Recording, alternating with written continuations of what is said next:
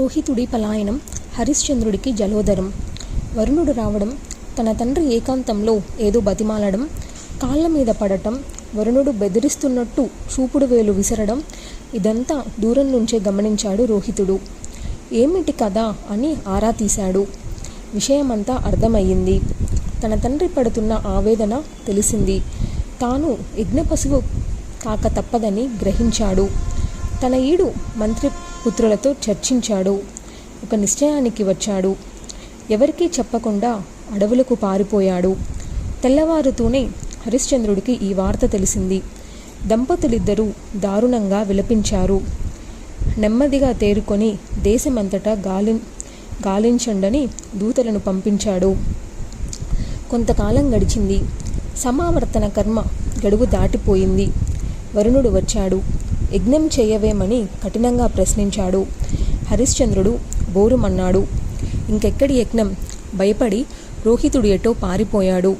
రాజభటులు అంతా అన్వేషించారు. ఫలితం లేకపోయింది. ఎక్కడికి పోయాడో, ఎలా ఉన్నాడో?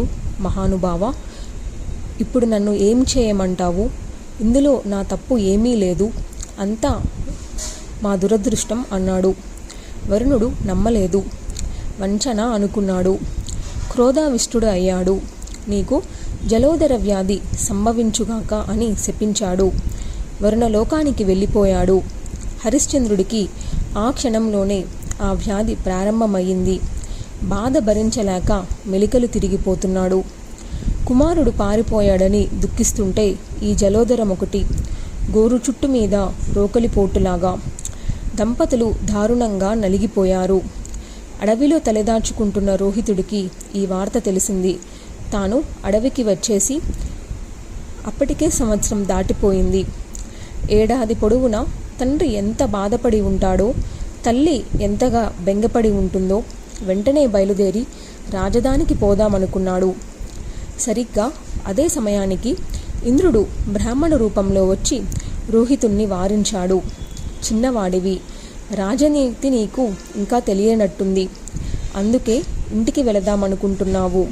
పిచ్చివాడా, వెళ్ళావో మీ నాన్న యజ్ఞం చేస్తాడు. నిన్ను బలిపశువుని చేస్తాడు.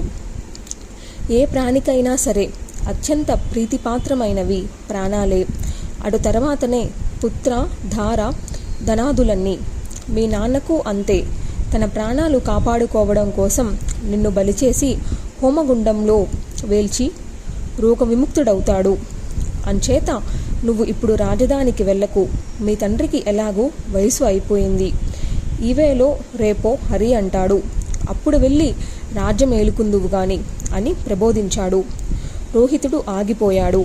కానీ మనసు పీకుతూనే ఉంది. 2-3 రోజులు బాగా ఆలోచించాడు. చస్తే చచ్చాను, తల్లిదండ్రుల్ని ఆదుకోని తనయుడేనా, వెళతాను అని ఒక నిశ్చయానికి వచ్చాడు.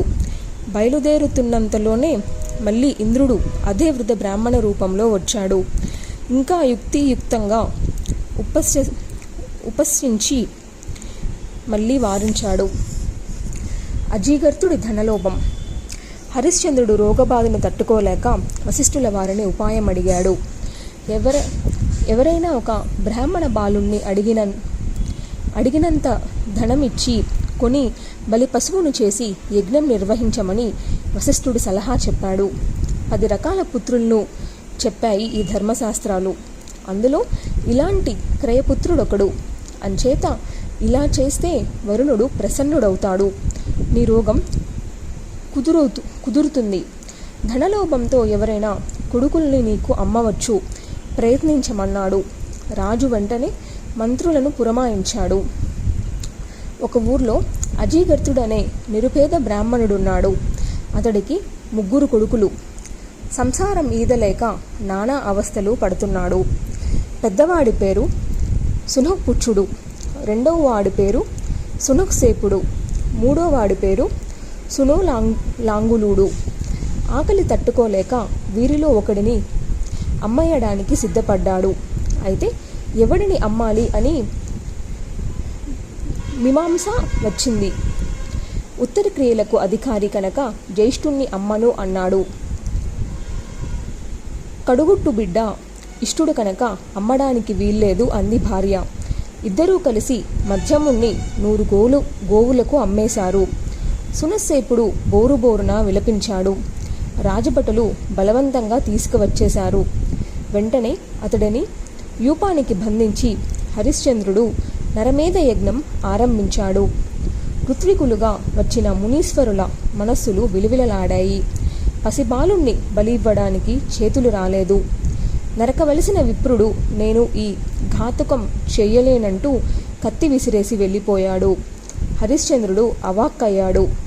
ఏమీ చేయడానికి తోచలేదు. సభాసదులారా, తరుణోపాయం చెప్పండి అని అభ్యర్థించాడు. సభలో కలకలం బయలుదేరింది. అజీగర్తుడు లేచి, మహారాజా, నేను చేస్తాను. వేతనం రెట్టింపు ఇప్పించు. నేను నిరుపేదను. నాకు ధనం కావాలి. నీకు పని అవ్వాలి అన్నాడు. హరిశ్చంద్రుడు సరే అన్నాడు. 100 గోవులు ఇస్తానన్నాడు. అజీగర్తుడు కత్తి అందుకున్నాడు. కొడుకును చంపడానికి సిద్ధపడిన తండ్రిని చూసి జనాలు ఆశ్చర్యచకితులయ్యారు. హాహాకారాలు చేశారు. వీడు తండ్రి కాదు, పిశాచమంటూ నిందించారు. మహాపాపి, క్రూరుడా, డబ్బు కోసం కకృతిపడి కన్న కొడుకుని అమ్ముకోవడమే కాక స్వయంగా చంపుకోవడానికి సిద్ధమయ్యావా? ఏం సుఖపడతావు ఈ డబ్బుతో? కొడుకంటే ఎవరు? ఏం చెబుతుంది వేదం? ఆత్మవై జాయతే పుత్రః అంగద్వై వేదభూషితం. ఎంత పాపాత్ముడివిరా అని నలుగురు 4 మాటలు అన్నారు. సభ అంతా కోలాహలమైపోయింది. అంతలోకి విశ్వామిత్రుడు అక్కడికి వచ్చాడు. పరిస్థితి అర్థమైంది. హృదయం ఆక్రోశించింది. హరిశ్చంద్రుణ్ణి సమీపించాడు. రాజా, నీ కృతం పూర్తి అవుతుంది. నీ రోగం ఉపశమిస్తుంది.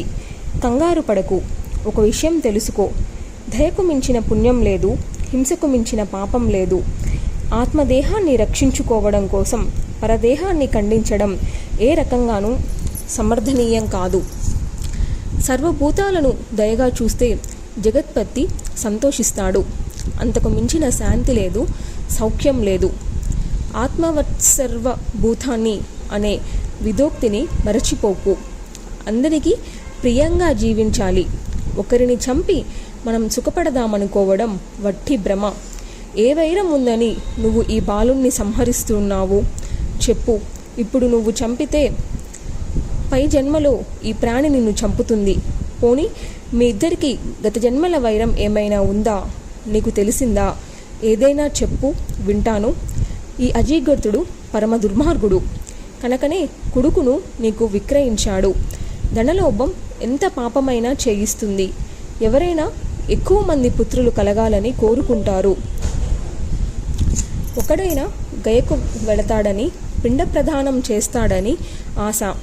అశ్వమేధాన్ని చేసినా చేయకపోయినా, నీల వృషభాన్ని విడిచిపెట్టకపోయినా కనీసం ఇదైనా చేస్తాడని కన్నతండ్రి ఆశిస్తాడు. అటువంటిది ఈ అజీగర్తుడి ధనుర్బుద్ధుడై కొడుకును అమ్ముకోవడమే కాక ఖండించడానికి సిద్ధపడ్డాడంటే ఎంత దారుణం! ఇటువంటి మహాపాపం నీ రాజ్యంలో, నీ సమక్షంలో, నీ కోసం జరగడమా? దేశంలో జరిగే పాపాలన్నింటా 6వ వంతు రాజుకు సంక్రమిస్తుంది తెలుసా? అందుకనే రాజుగారు పనిబూని తన రాజ్యంలో పాపాలు జరగకుండా చూసుకోవాలి అనడం. పుత్ర విక్రయాన్ని నువ్వు నిషేధించవలసింది పోయి నీకోసమే ప్రోత్సహిస్తావా? సూర్యవంశంలో పుట్టావు, త్రిశంకుడికి తనయుడివయ్యావు. ఇది నీకు తగునా? అర్యుడివై అనార్యుడిగా ప్రవర్తిస్తావా? మహారాజా, నేను రావడం మంచిదే అయింది. నా మాట విను. ఈ విప్రనందుణ్ణి విడిచిపెట్టించు. నీ రోగం కుదుటపరిచే పూచి నాది. నీ తండ్రి చండాలత్వం తొలగించి సశరీరంగా స్వర్గానికి పంపించాను. గుర్తుందా? దానికి నువ్వెంతో పొంగిపోయావు. ఆ సంతోషానికి ఫలంగానైనా నా మాట విను. చూడు, ఈ పసిబాలుడు ఎలా విలపిస్తున్నాడో. ప్రాణభయంతో వణికిపోతున్నాడు. వెంటనే విడిచిపెట్టించు. ఇది నా అభ్యర్థన, నా యాచన. కాదన్నావనుకో, అదొక పెద్ద దోషమవుతుంది. యజ్ఞ సమయంలో ఎవరు ఏది అడిగినా కాదనకుండా ఇవ్వాలి. అందులోనూ వేదవేత్తలు. లేకపోతే మహాపాపమే, సందేహం లేదు. విశ్వామిత్రుడు చేసిన సుదీర్ఘ ప్రసంగాన్ని ఆసక్తిగా విన్నాడు హరిశ్చంద్రుడు. జలోదరం బాధతో కడుపు చుట్టుకుపోతుంది. మూలుగుతూనే బదులు పలికాడు. కౌశిక, నా వ్యాధిని, నేను పడుతున్న బాధను కల్లారా చూస్తూ కూడా నువ్వు ఇలా మాట్లాడటం భావ్యమా? నాకు ఈ బాధ తొలగడం ముఖ్యం. అటుపైనే మిగతా పాపాలు పుణ్యాలును. దయచేసి కోపించుకు, నన్ను అర్థం చేసుకో. ఈ బాలుణ్ణి విడిచిపెట్టమని నిర్బంధించకు. మరింక ఏదైనా కోరుకో, చెల్లిస్తాను.